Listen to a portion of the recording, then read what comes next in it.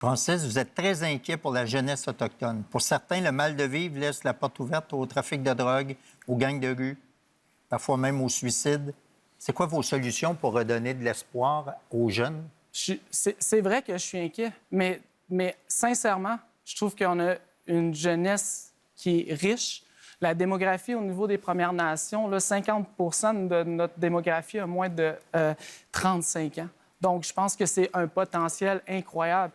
Et vous savez quoi, dans mon parcours, moi, j'ai eu la chance de pouvoir rêver lorsque j'étais jeune, et ça semble simple, hein? Mais ce n'est pas pour tout le monde.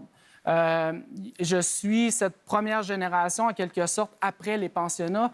Et c'est comme moi, j'ai pas ce bagage-là directement sur mes épaules. Donc, c'est comme si que lorsque j'étais jeune, j'ai pu simplement être jeune et rêver. Et moi, c'est ce que je souhaite à tous ces jeunes et moins jeunes pour les futures générations.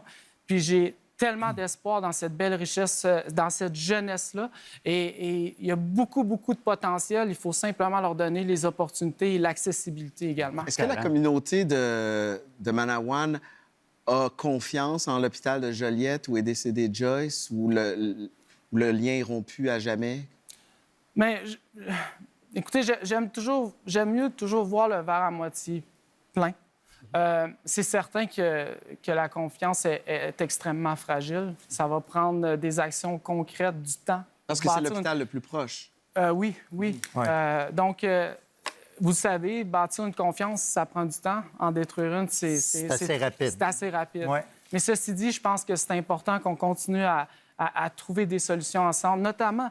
une des solutions au niveau de Manawan, c'est le principe de Joyce, qui n'a toujours pas été adopté, reconnu. Puis je pense que ça serait bien simple de le mettre en œuvre et de le reconnaître. De ne pas reconnaître le racisme systémique. Bien, je pense que c'est une des principales raisons pourquoi actuellement le gouvernement du Québec ne le reconnaît pas. Ouais.